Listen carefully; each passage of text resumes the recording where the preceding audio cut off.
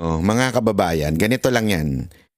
For you to understand PRRD, you have to see the whole context of PRRD. Hindi lang pwede mong kunin ang kanyang konteksto kung ano yung sinabi niya ngayon. Kailangan mong tignan ng kanyang mga pinagsasabi. Not just PRRD. If you want to know a person, you have to see his or her background bago mo ma-interpret yung kanyang totoong sinasabi. Kaya nga sabi, di ba, read between the lines. O sinasabi, go beyond the words na sinasabi ng isang tao para mas maintindihan mo siya. Eto yan. Kung maaalala ninyo, nung panahon po ni Pangulong Duterte, bumabanat siya. Kasi ako dito, I was personally involved. Why involved? Kasi remember, sa ating channel po unang sinabi ni Pangulong Duterte yan yung kanyang patutsada at banat kay BBM during the campaign. Because that was the first time na narinig sambayanan niya. Kaya nga po nag-trending yan. Kaya I know where Duterte is coming from. Unang banat niya kay Bongbong Marcos ay yung interview natin. Nakita kong binanatan niya. Yung mga sumunod, okay, nabanat niya. Tayo po ay may mga inatinang meeting, nakasama po siya. At ganyan ang banat niya. Tuloy-tuloy po yung banat niya. Sunod-sunod yung banat niya. Okay? Until noong pong si BP Sara Duterte ay sumama na at ipinagtanggol na si BBM. That's the only time naghinay-hinay na si Pangulong Duterte ng banat kay BBM. As a matter of fact, at that time, di ba, nandun pa, tatakbo pa si Bato, supposedly presidente noon. Tapos, I think it was Vice President si Bongo noon. Something like that. Pero umatras si Bongo dahil nga tumakbo si Inday na Vice President. At eventually, hindi na rin si Bato. Umatras na rin. The reason for that, kasi they respect yung decision ni Sara Duterte.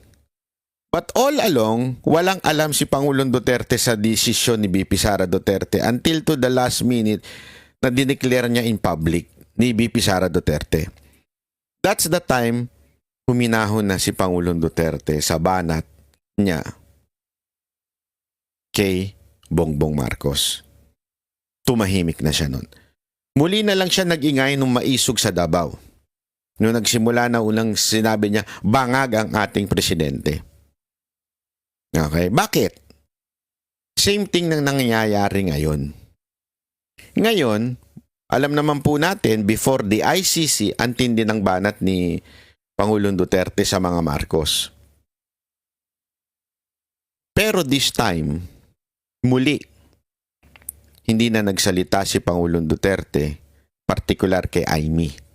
Sabi nga sa interview kay Hanilet, kay Ma'am Hanilet, hindi na nagbigay ng opinion si PRRD. Which we do not really know if that is true, but I think that is true. Tapos nung tinanong na rin nga si Hanilet kung what can she say about this, ang sagot din niya ay medyo ayaw na rin niya magsalita. Simpleng-simple yun. If you would read Duterte and Ma'am Hanilet's statement, kung gusto nila si Aimee, kung gusto ni Pangulong Duterte si Aimee, why would not he say, okay, isama na natin yan. Ikampanya na natin yan. Kung gusto niya. Diba ho? Simple lang eh. Kasi nga, tumatakbo yun eh. Gusto ko yun. Manalo. O sasabihin ko, okay yan. Gusto ko yan. Patakbuhin natin yan. Sige, go. Ano natin yan? Ikampanya natin yan. Kung gusto mo. Pero kung hindi mo gusto, what would be your reaction since your daughter endorsed Aimee? The least siguro na pwede mong i-react is a no reaction. Para naman, hindi sila magkaroon ng away ni BP Sara Duterte. para naman hindi magkaroon ng problema. Para naman hindi masabing kinokontra niya yung anak niya. The best way is not to talk. The best way is to keep quiet.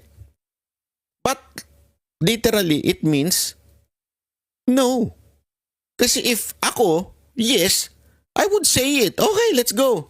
O sabi ni pinapatid ni Pangulong Duterte through Hanilet, nasasabi ni Hanilet, pinapatid ni Pangulong Duterte na ating pong suportahan si Senator Amy. Kasi nga, gusto mo yun eh. Gusto mo nga manalo. Kaya mo nga i-endorse. Kaya mo nga sasabihin sinusuportahan eh. Pero kung ayaw mo, hindi mo pwedeng kontrahin. Hindi mo pwedeng sabihin no kasi yung anak niya nandun.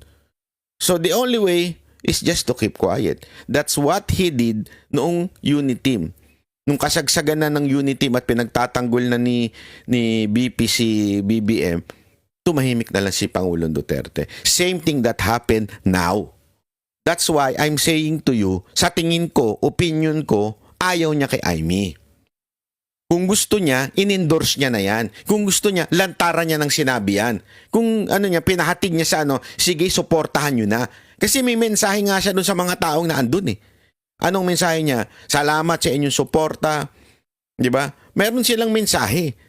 Pero bakit kung suportado niya talaga si Amy, di sana sinabi niya, sige, ayos yan, ikampanya natin yan. Kaya nga sabi ko nga sa inyo, napakamalaking katarantaduhan doon po sa mga nagsasabi na gusto ni Pangulong Duterte si Amy. Ang talagang may gusto dyan ay yung mga pro-Amy personalities. Sila ho talaga ang may hidden agenda ever since. Gusto talaga nila si Amy. Kaya lang, siguro along the way nakikita nilang pumalpak, sumasabit. Di ko na lang papangalanan kung sino. Pero ngayon, nagkaroon sila ng tsansa by saying, strategy yan eh. In-endorse ni BP yan eh. May strategy silang ginagawa. Meron silang chess move. Pasensya na. Di ba? Wala akong chess move. This is a personal fact. Kasi nga, ulitin ko, kung hindi nyo napanood yung nakaraang video ko, sinabi ko, na ang momentum ay nasa Duterte na. Paangat na ng paangat and we have more days to come. Diba? Marami pa tayong kahit papaano, may next week pa, may susunod pang linggo. Nandyan ang dami pang undecided. At kita mo naman, bumagsak talaga, pati sa ratings, itong si Marcos. Si Marcos, si Escudero, bumagsak lahat sila sa rating, lalong-lalo na si Tamba. At umangat si BP Sara Duterte. If BP Sara Duterte would really like na siya ay hindi ma-impeach, the only thing that na kailangan niyang gawin, tumodo siya dito sa 10. Itodo niya itong 10, mananalo itong 10.